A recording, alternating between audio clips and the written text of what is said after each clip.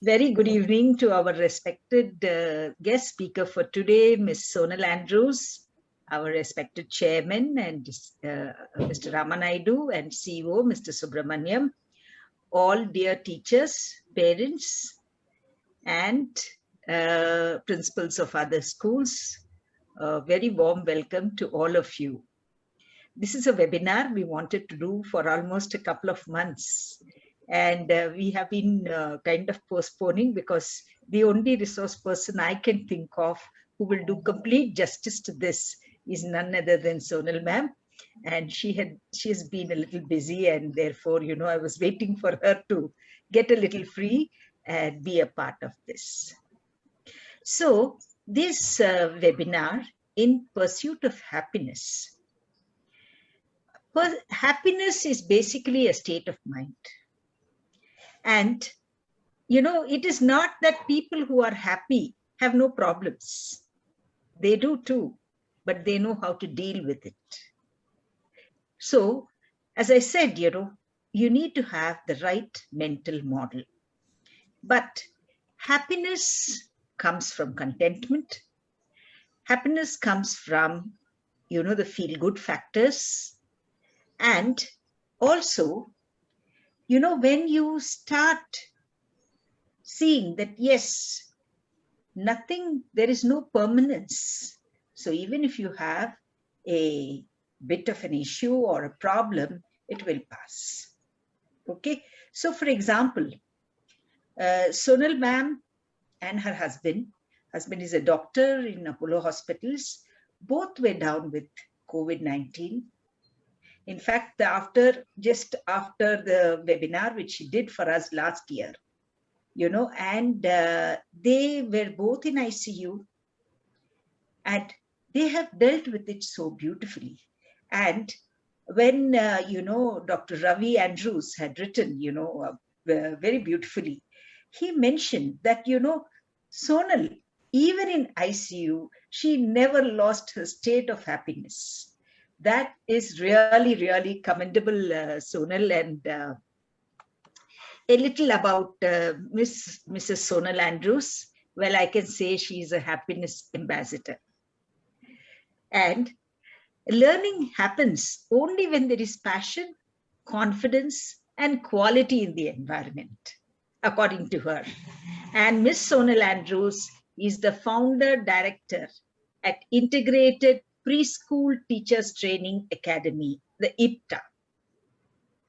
She is a pathologist, an eminent teachers trainer, and a counseling psychologist, a storyteller, an animated puppeteer, and a very powerful orator. She is also an accomplished poet, a classical dancer, a theater artist, and a certified professional in communication skills by none other than the Trinity College of London. She has conducted over 650 interactive workshops and trained over 1 lakh educators, parents, and children in the field of early childhood education.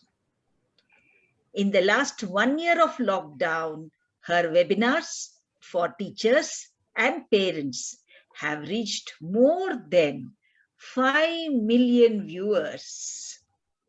Her accolades comprise of Leadership Award from various institutes, and she is on the advisory panel of many prestigious schools. People who know her have crowned her a happiness ambassador, and she strongly believes happiness is the attitude, passion is the aptitude, and humanity is the ultimate religion. Ma'am, it's been such a pleasure introducing you to the audience, and I would like to hand it over to you with a profound thanks once again from our entire Rockwoods family for making it convenient to attend this webinar and speak to all our children and parents. Thank you so much. Coming from Lalita ma'am, hearing from her, makes me feel really good, makes me feel that I've achieved a little and there's so much more to go. She's one of the personality that I look up to and I admire always and get inspired by. Thank you, ma'am, for wonderful Thank words you. and your so much of love that I always feel around you. Thank you. Thank you, management of Rockwood, for inviting me once again and giving me opportunity to meet the parents, teacher, and my little tiny tots. Thank you so much. So let's begin the journey. I would say, as ma'am said, that happiness is not something that I can have a sit up and say, hey, today I'm going to be happy. Unfortunately, there is nothing like that. What I have with me is my conviction. Do I want to be happy? Some of the children here would say, I would be happy if I get chocolate. I would be happy if I get ice cream. I would be happy if my papa buys me a new car. I would be happy if I get a Barbie doll. How long would you be happy with that? For a day, for a week, maybe for a month. After that, what will happen? You'll want something else and then something else. So, what is happiness? How do I become happy?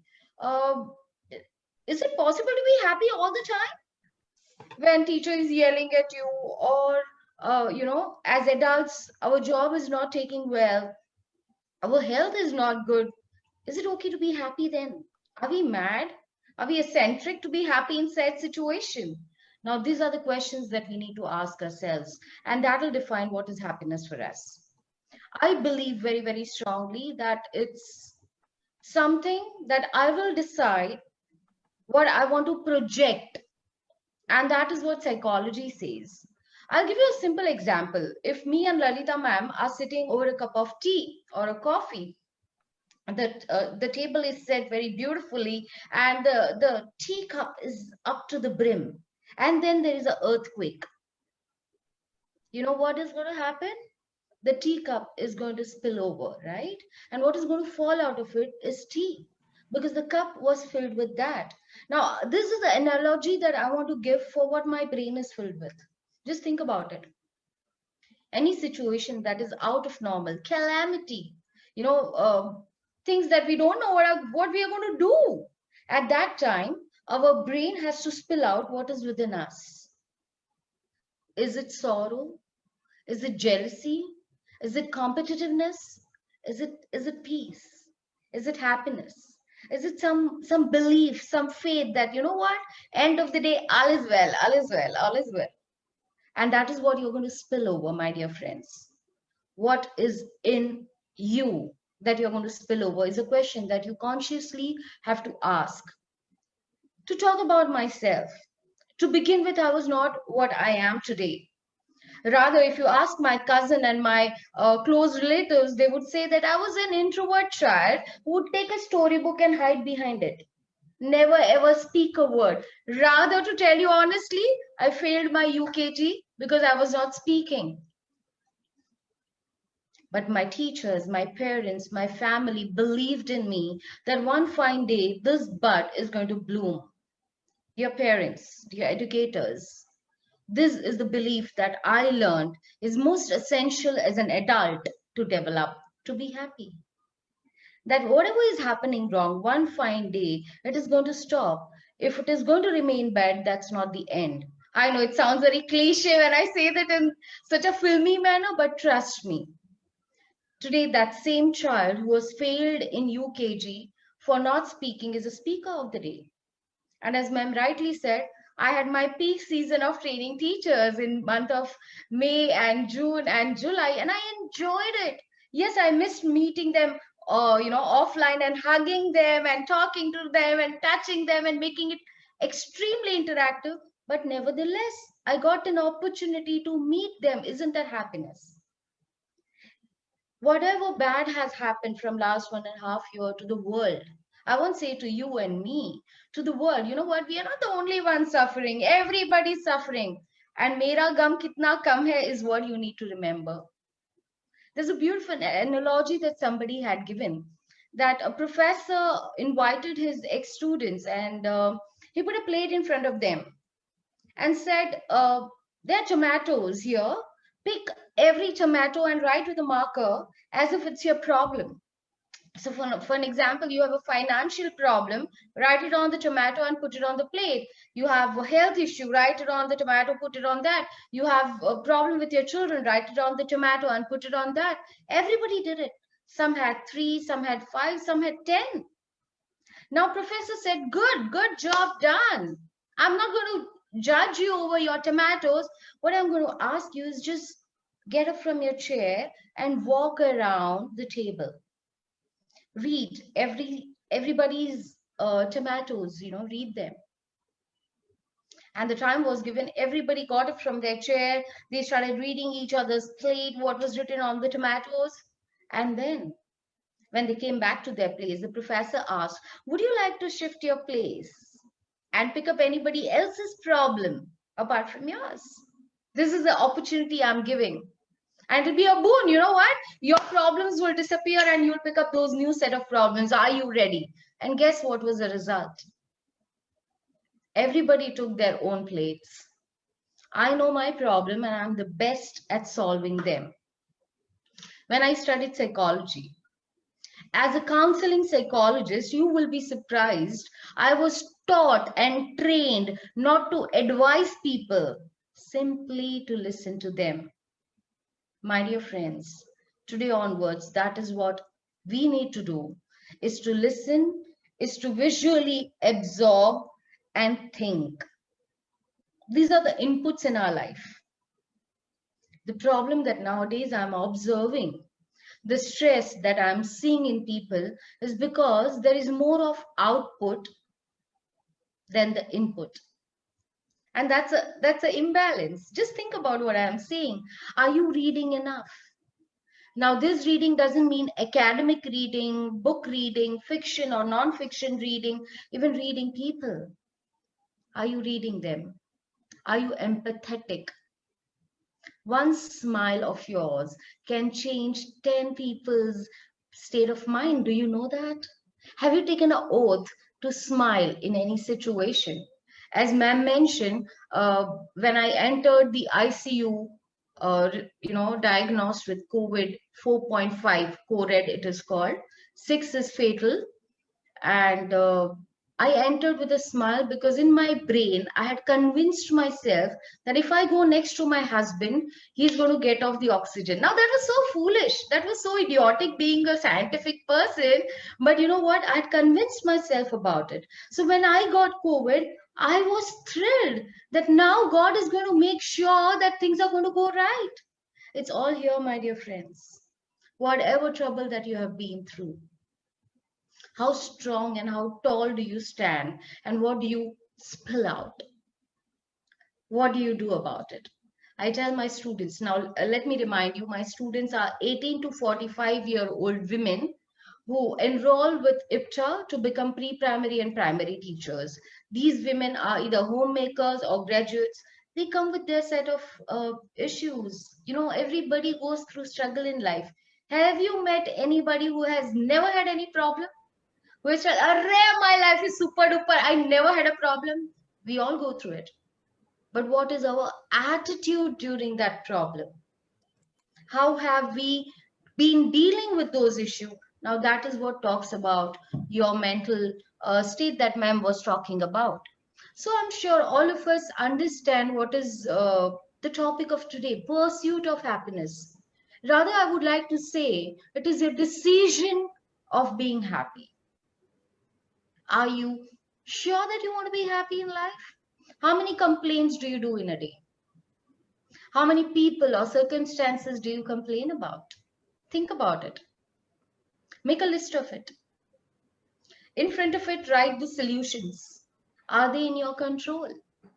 So I'll give you the first mantra that I have developed in my life. Interested in it? Want to know how to be happy mantras and the quick fixes that you want? Okay, so let me give you the first mantra, okay? When you put your full effort into doing something, it was difficult, but you know what? You gave your best into the situation. You put your hard work. For an example, for my little children here, there was an evaluation or assessment or exam coming up. It was difficult, but you know what? You studied day and night. You took help from mommy, papa. You took help from your siblings and you studied. You did your best. But on the day of exam, you had fever. Is it your fault? It is not. Now, if you're going to cry about it, you're going to make yourself become more sick. What do you do in situations like that? I'm sure your parents are going to request the teacher that can you conduct the exam again? Or there'll be a solution. But knowledge that you have acquired during that study time, it will always be yours. Do you agree with me? If today's exam you didn't appear, whenever the exam is going to be conducted, you will appear and you will score very well. Now let me bring it to the adults, circumstances. There was a difficult situation that you were looking at appraisal in your job, or in a household situation. There's a calamity. There's a situation that is beyond your control. You did your best in the given situation. You gave your 100% in given situation, and still things are going wrong. Now what can you do? Put your right hand up like this, everybody. Put your right hand the way I'm keeping. Everybody, wonderful children, superb. Thank you, friends. And flick it and say, Jaan de. Let it go. Don't cry over it. Don't make yourself feel miserable about it. You did your best, and that's a pat on the back. You gave your best effort, best hard work, your skill, your talent was in action. After that, also, if things went wrong, jaan de. That was not in your destiny. Maybe I'm sounding a little spiritual, but it's easy on you to live life in that manner. Decide on what is your goal. Your goal is to be better than yesterday. How's that? That's my goal in life.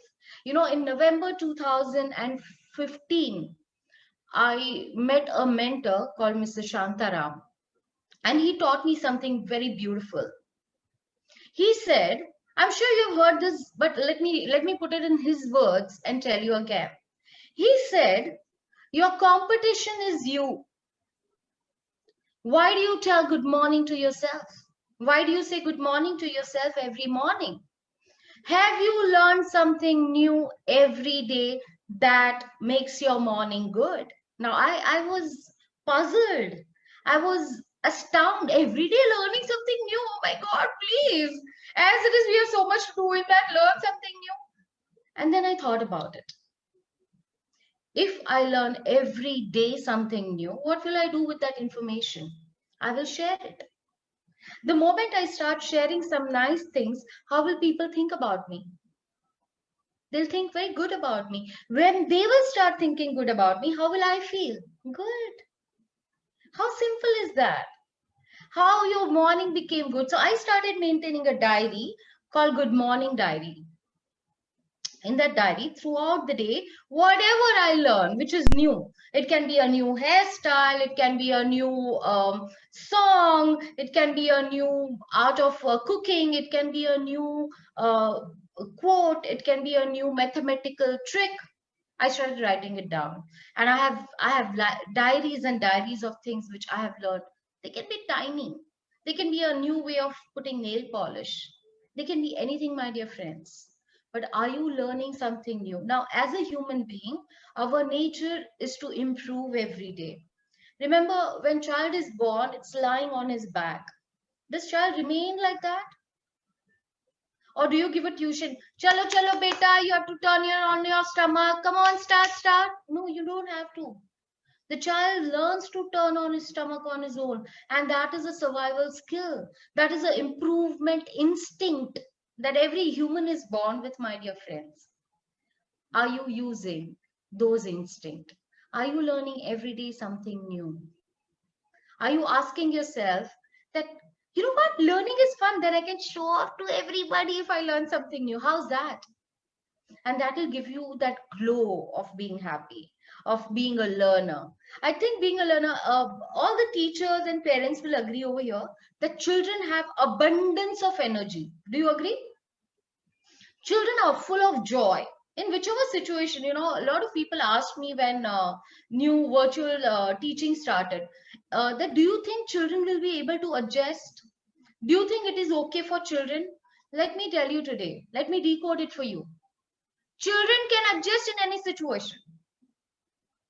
Children are okay with any kind of scenario. It is adults, it's us who have fixated thinking, and we find it difficult to adjust and be flexible.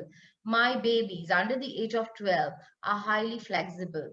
They adopt to new situation like this. It's we give them ideas that it's going to be so difficult for you to eat new food, to do new things, and they say, "Acha, this is good. Now, if my mom is thinking like that, my teacher is thinking like that, I can think like that as well." Friends, to be happy, what you need is your decision. I'm repeating, it's your decision what you want to be in your life. There's a very famous quote: "Be who you want to be." I would add a line to that. Maybe you want to write it down in your book or on your wall. Be whatever you want to be. Be happy who you are, but be whatever you want to be and strive to become whatever you want to be. And then see the joy. Every single year, I have made sure that I enroll in a couple of courses, add into my resume, I work on myself, and I remain a learner, because as a teacher, as an educator, as a trainer, if I'm not going to share, I'm not a good teacher then. If I'm not learning new, will I be able to share?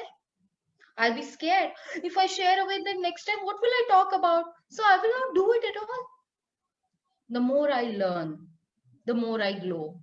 And talk about it to people. Learn.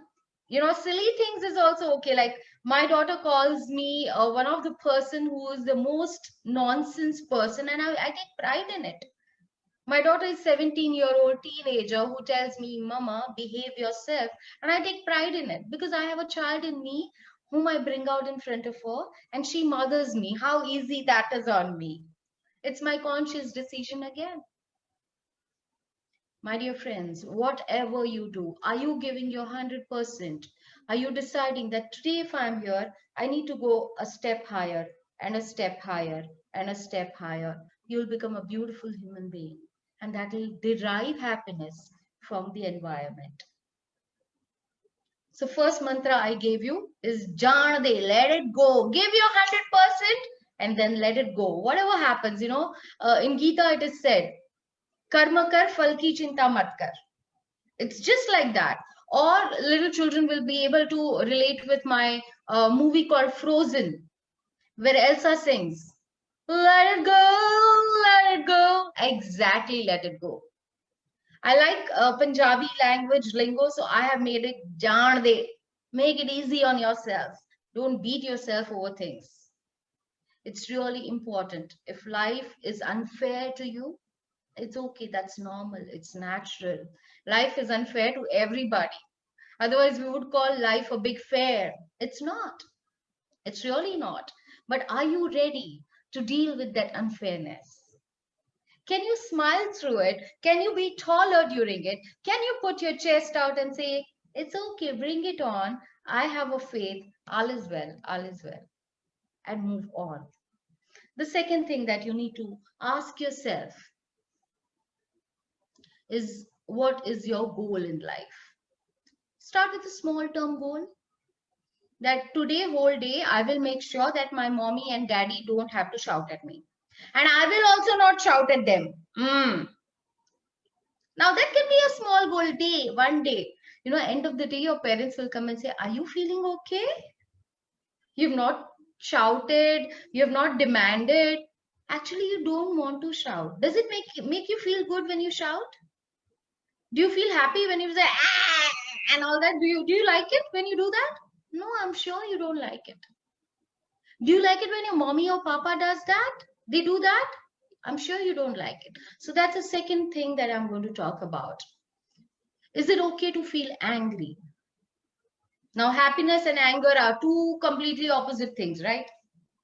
So the question is, if I am, why my students and my colleagues have called me happiness ambassador is because they have never seen me angry. That doesn't mean I'm inhuman, okay? I feel angry at times. I do feel angry at times. That's normal. If you're feeling angry, it's normal, it's human. But how do you project your anger? Now that's important. My dear friends, it's really important to monitor how we behave, because we are at the level where our children are going to copy us, imitate us. We are their role model. Maybe we are educators, or we are parents. They are going to learn from us exactly the same manner that we are. They are going to act in the ditto manner in that situation. So when I feel angry, I look at my daughter and she says, "Ma, stop looking." That's all. I never have to raise my voice. Forget about anything else. Taboo. Corporal punishment, according to me, are just not needed. My children are so sensitive. They understand things beautifully. They want to be in my good books. Why would they misbehave at all?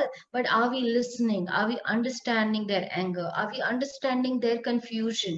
Are we actually addressing what they want to say? Or are we interviewing them all the time? Did you eat food? Did you do homework? Did you go to susu? Did you drink water? Did you keep your things at place? Is that the communication that we are having with them? In that case, that's not a communication, it's interview. Are we actually listening to them, their stories, their experience with their environment? Listen to it. Don't judge them. Would you like being judged?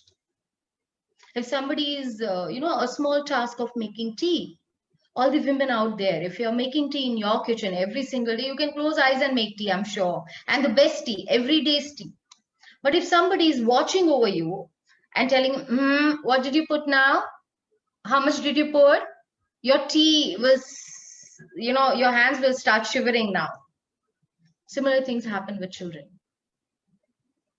They feel fear of being judged. If adults don't like it, imagine my little babies there. So the second point that I want to drive it to you is, how are you projecting your thoughts? How are you projecting your feelings? Very, very important. If I'm angry with somebody, I just simply hold them tight or look at them and very politely say, "This is making me feel very angry. I'm feeling uncomfortable that you have said this or you have done this." And I get the justification, explanation about it, that why did they do it? My relationship bond is very strong with them. It doesn't break. Are we ready to communicate, keeping our ego aside? It's very important, because when I approach in a situation where I'm threatened, or when I'm supposed to be angry, there's a chance that I'll be insulted. But that's okay. It's okay.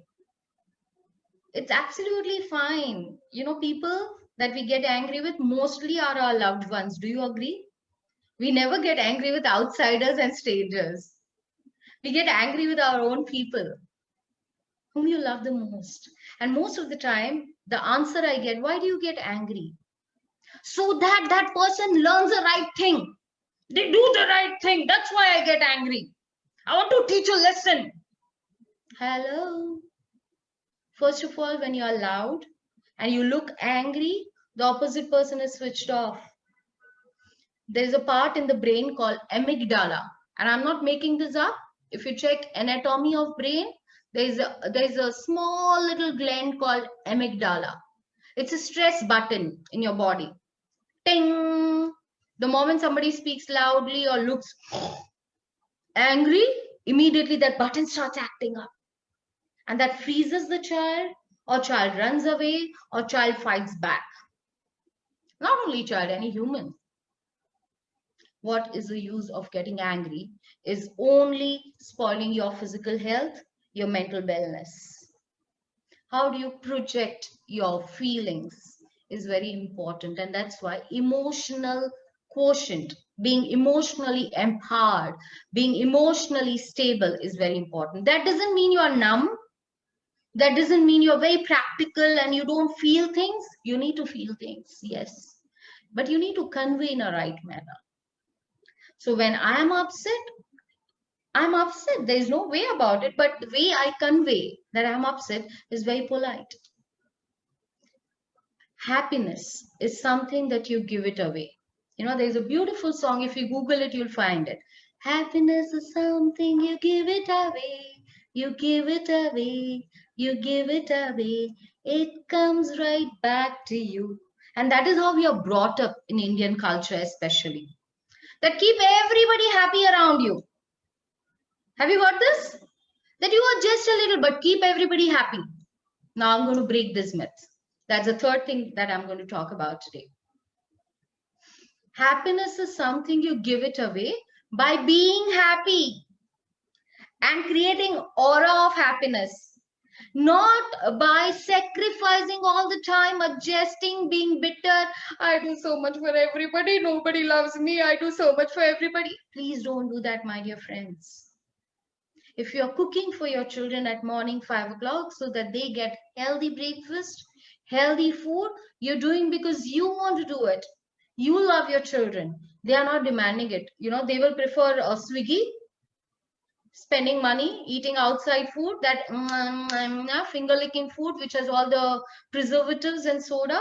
You don't want it, and that's why you are doing it. It's not their demand. So don't think that you are sacrificing. Every decision that you take, what you're going to be doing has to be for yourself. Be selfish. Sounds wrong, but think about what I'm saying. You want to gift somebody something. You will think in two manners. One, I will buy what they need. Second, I will buy what I think is good for them. Am I right? And then I look at the budget and buy things. And then you get to know that that person didn't value the gift. And then you feel angry. And you feel, I did so much. And they just didn't value the gift. You know what? Why are you gifting in first place? You're gifting because you want to gift it. It's your decision. Did that person demand from you? No. You did it for yourself. Whatever you did was your decision. Whatever that person does is that person's decision. Don't judge. You have no clue what is happening in their brain. Do you agree with me what I'm saying? So the third point that I'm trying to drive in here is very, very clear, I hope, to you. About judging, I'll tell you a small little story. I can't resist but tell a story, right? So once there was a man, very tired after a long day, who was traveling by train overnight. His workplace and his home was an overnight train journey. He had gone out of station for work and he's coming back. He had decided that I'll just have my dinner, grab my dinner and just sleep. He was on the top berth and he nicely was sleeping, and there the station came and a man walked in with two children, one age 4 and other age 6. The man took out his newspaper and started reading it, and 4 and 6-year-old children in the train, what will they do? They'll run around, they will jump around, they will go from here to there, yay, ooh, or sing a song. These children were better a little bit. They didn't make so much of ruckus, but yes, they were running around. Papa, Papa, see, there, that is there. Papa, Papa, see, here, that is there. And the father just kept nodding behind the newspaper. Now, the gentleman on the top berth was getting irritated. These people with children have no sense. Somebody is resting here after a hard day, and these children are making ruckus, and father has no idea how to control them. I want you to actually empathize and think about the scenario. If you were in this scene, what would be happening with your brain? Okay, just think and play along with me. So this man is getting really irritated. Some child even climbed up to see who is sleeping on the top berth. And they are making a little bit of ruckus. They are going on nudging the father. See, Papa, see, Papa. And then there's a noise of the toys and things. Now man can't take it anymore and he gets up. And he looks at the father and says, excuse me, sir. This is getting a little too much for me to handle. Can you handle both of your children a little better? They are making real ruckus here and we are trying to sleep after a hard day. I think it was absolutely fine to say that. If it's disturbing you, you need to voice it out. The man takes the paper down and his eyes are wet, rather tears are falling, rolling. He looks at the man and says, "I'm so sorry, sir. I'm extremely sorry. But this is after nearly 10 days that my children are even speaking or smiling. I lost my wife. I had gone to her mother's place where we buried her, and we are coming back and going home. You're right, I have no clue how to handle them because my wife used to handle. Rather, I'm happy that they're making ruckus and they are being themselves. I'm so sorry. It's a little hard for me to control them. I'm sure your judgment went 360 degrees right now. Friends, we don't know what others are going through. What is their story? What is the hell that they are going through? Don't judge them. Let them be. Take them on the face value. You know what? If I was in place of that gentleman and I needed to sleep, I would have managed a cotton ball, put it tight, and mind your own business. Live and let others live. Your peace will lie there, my dear friends. It's really important. If all of us practice the small little things, life is going to be beautiful. Life is going to be livable. I'll tell you a last anecdote and then I'll hand it over. My daughter in grade 4 was not doing very well in math. So the teacher started saying, "Ma'am, you're not paying attention at her." Till third, she was getting, say, 95, 96%. And in fourth, she got suddenly, out of the blue, 72, 73%. The reason was between me and my daughter, we had a very clear, contract that till date I was helping her with her homework. Kitna hua, kahan tak hua, let's sit together. When she came in fourth, I said, "Now you're a grown-up girl. I will help you when you don't know something and when you will come to me. Otherwise, I'm not going to help you."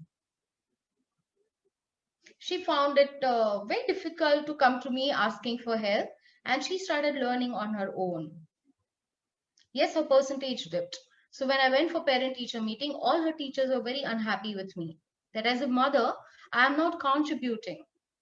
But at that moment, I held my daughter and I told them, all this 75% belong to her. And I'm extremely proud of her that she is the one who earned it. If you want that 98, you know what? She will get one fine day. But not today. I'm not in hurry. Friends, don't run after the marks, but develop interest in studies in your children so that they enjoy learning. And this child who kept getting third and fourth rank or fifth rank or no rank at all, who was a decent child, my daughter I'm talking about, very obedient, very well behaved, very well spoken, good in extracurricular, was hoping that she'll become a head girl of the school. I was sure she will. Decent in academic, decent in extracurricular, good personality, good spoken skills. What more do you need? So I used it to improve her math. If your math is good, pakka you will become. She improved her math. She worked on herself. Came 10th standard. She applied to be a head girl. And here the school management decides, the teachers decide who's going to be the head girl. And she was not selected. You can imagine a 16, 15, 16-year-old child who has dreamt for last 6 years to be something, and tarang, the castle breaks. She was angry with life. She used to be crying. It went on for a week and I kept watching. I was hugging her when she would cry. That's all I can do. What can I do? Finally, one day she came and she said, "Ma, life is really bad." I'm going to use a word which normally we don't use in our vocabulary, but I want to quote her, so I'm going to use the word. Pardon me for that. She said, "Life is shit. I don't know why it's happening to me. I did everything right." I heard her out and I agreed with her because it is true. So I asked her a simple question, "Jana, if life is shit and you're feeling it every single day, I see you crying, beating yourself, complaining about it, being grumpy about it, you know what you have done? You've kept that shit in your hand and you are smelling it every day. Do you expect it to be good? If life is shit, the situation is bad, flush it, move on, or create a manure out of it. Learn a lesson from it. Why do you think your teachers didn't make you a head girl? She said, because I'm not a topper. I said, that's the answer. That's the answer. And come what may, if you're going to prove them wrong, they're going to be proud of you. It's a win-win situation. And this child on her own studied. In ICSE, she scored 98.6 and topped, I think, the city, not only the school. Life is shit. It's your choice. If you're flushing it, making a manure out of it, what are you doing about your setbacks, your failure? It's beautiful to fail because it teaches you steps or two which you're not going to follow and you're going to do something else. It's fantastic if you have had setbacks because that gives you an eagle view in life that what right things can you do. There's a scope of improvement even now. And that's what I learned in my life throughout the life. That every single day is a gift from God. I live in a present because it's a present from God. Living in a past, talking about future is essential. Learn from your past, build your future, but live today. Be mindful of every single gesture, every single word that you speak, and see how beautiful your life is going to be. Thank you so much for this opportunity. I hope I have not made it very heavy and very preachy. I just wanted to share what I feel, and I believe that happiness is the attitude that we all need to have on our visiting card.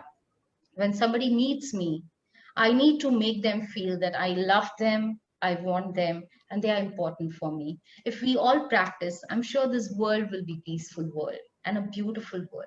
Thank you. Thank you, Sonal. It's as inspiring as ever. And my takeaways: be whatever you want to be, children, and strive for it. Okay, and become a beautiful person every day. Do something which will, improve upon your previous day's performance. Have a goal in life. Listen and understand the confusion and be emotionally stable. Now, while Sonal has been talking about this, I was thinking of a beautiful nursery rhyme which all of us know. The place to be happy is here. Yes. The time to be happy is now. And the way to be happy is to make someone happy. And we have a little heaven right here. Beautiful. And there's another very favorite song of mine of Raj Kapoor in one of the movies, which says that किसी के मुस्कुराहटों पे हो निसार, किसी के दर्द मिल सके तो ले उधार, किसी के वास्ते हो तेरे दिल में प्यार, जीना इसी का नाम. Exactly. Beautiful. And I would now request our chairman, Mr. Ramanaidu sir, to speak a few words. Thank you, Lalita ma'am, but I don't have any words to share now after presentation. Still, thank you, Sonal. Really profound insights, though these are all very simple things, but put in a practice takes little conscious effort. The parents and children, everyone need to really aware what exactly, how exactly we need to move on to lead the life with happiness. And now the time had come after COVID-19. We have seen such a toughest times in our life, difficult times in our life. Now we don't need to really worry about end results. After so and so years, after so and so time, I will be happy. By the time you reach such a goal, you don't know whether that condition will be happy or not. Time had come to live in a moment. Let us enjoy the journey of your path. Children may be preparing for annual exams. You don't know by the time annual exam times comes, you may not have enough time to prepare for the exams, or you don't know whether government will conduct exams or not. Let children and parents, every one of us, learn how to move in a path where we enjoy every moment of learning, every moment of living. That is part of our life. That need to be part of our culture. When you start teaching these things in the life, not end goals, not mean goals, movement, your journey, and your particular context is more important than what you really see after a few years, after a few months, after a few days. So I really wanted to congratulate and thanks to Sonal to helping us, all of us, to understand the value of happiness. If I say few stats, the amount of success are the people who have been successful in their life are the people who are very much happy. 31% of happiness is going to increase your the people who are happy, your productivity is going to increase by another 31%. That means 1/3 of your productivity is going to be increased if you are happy and asking your children to perform, or asking you yourself to aware of about happiness and do it. So that means being happy is the most important thing in our life. We should learn how to be happy. Let us lead our life with happiness so that everyone around us also be happy. Thank you, everyone. Thank you, Chairman sir. So children and parents, don't forget you have this wonderful little amygdala with you, which needs to be always cared for and made happy so that you have the happy hormones with you always. If any of you have any questions, you can either raise your hand or put it in the chat box for us to, and I request Subramaniam sir to take the QA session, please.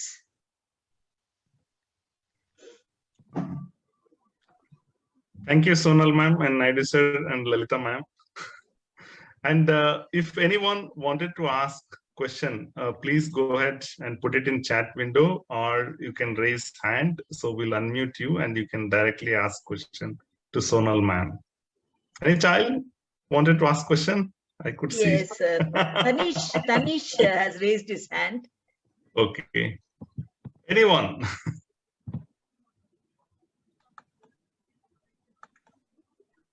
Ma'am, I think one question has come to me. Sonal ma'am, basically, I think there are few tests scheduled.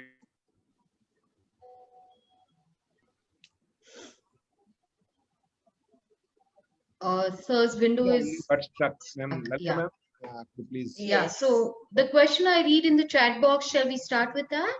Yes, ma'am. Yes.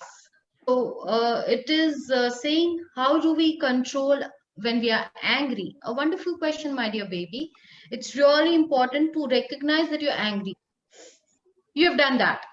You are at the stage when you know you are angry now. You want to break something. You want to scream your head off. You want to shout at somebody. You want to wedge them up. Is it going to make you feel happy after that? No. You will be guilty. You will feel more sorry. And you know what? Your body feels tired after that and you feel more sad. So what we do is, when we are angry, first thing we ask is, why are we angry? Answer is maybe because nobody's listening to us, or my demands are not met, or nobody loves me. The second question, how do I tell them that I'm angry? Simply go, if mommy, papa, siblings, friends, hug them and say, you made me very angry by saying this. Easiest thing. And if they are angry, give them a glass of water, they'll calm down, and then talk about it. Think about it. If it's a very big thing, then write it down. Draw, paint, color, and give it to them. That this made me angry. Next time I don't want to be angry about it. There's a way that you convey your thoughts. Being angry is normal, beta. But how do you convey your anger is very important.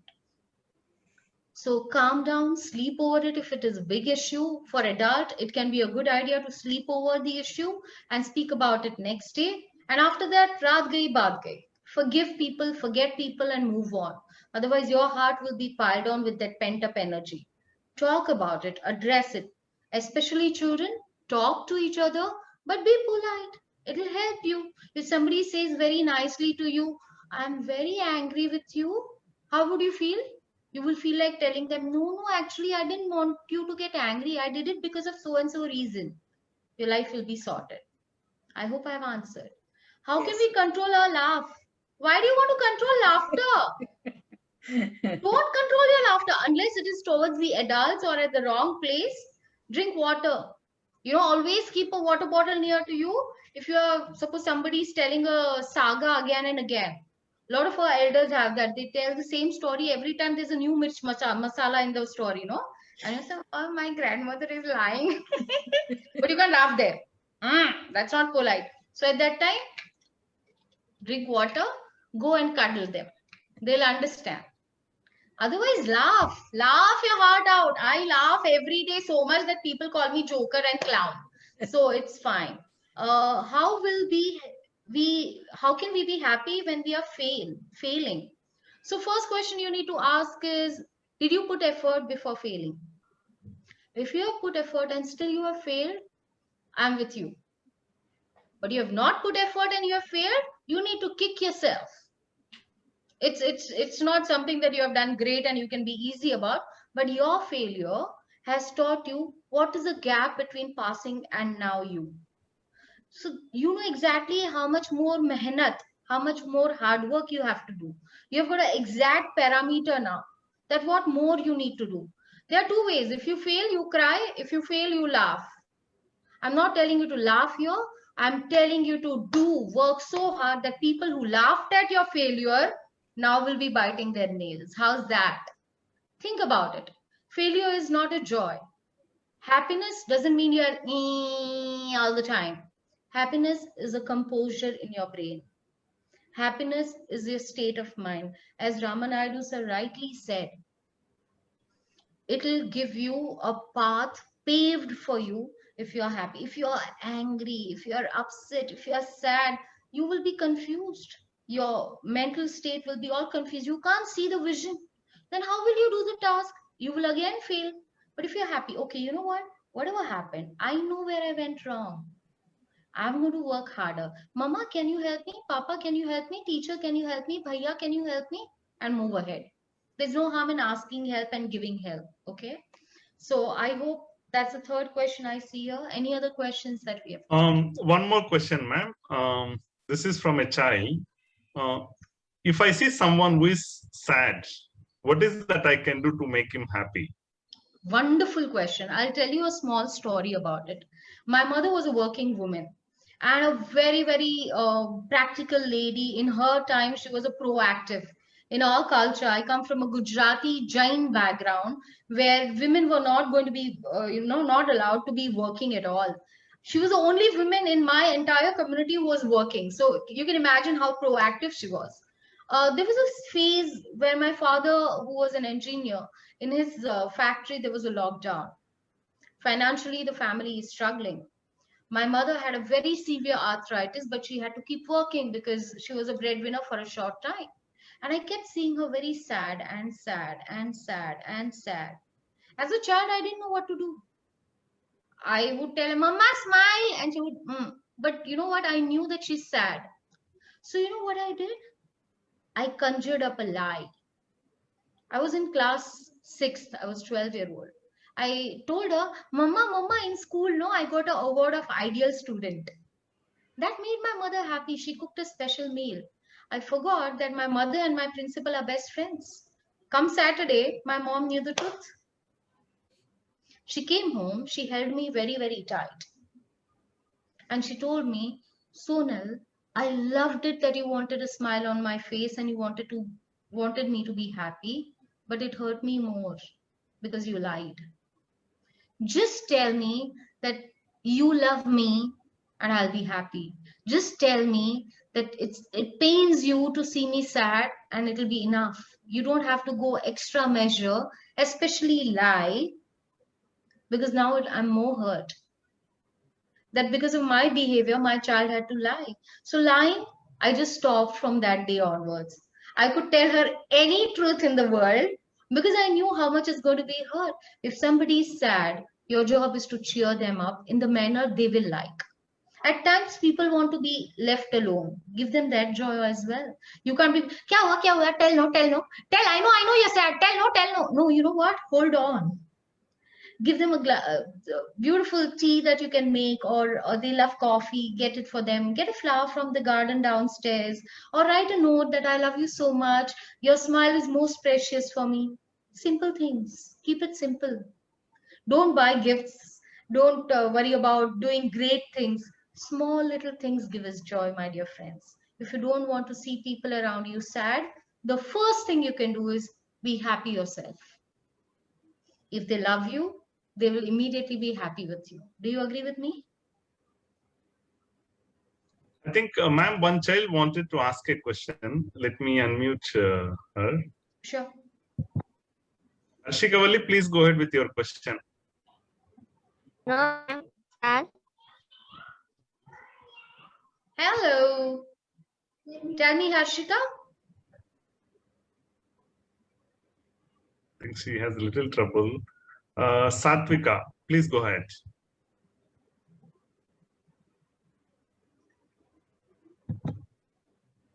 Satvika, you can go ahead with your question. You can unmute, child. You can unmute. yes, sir. Yeah, go ahead with your question. Do you have any question? No, sir. Okay. So sweet. I think that's all, from Q&A. Thank you very much, ma'am, for answering a lot of questions that have come from children and parents. Over to you, Lalita, ma'am.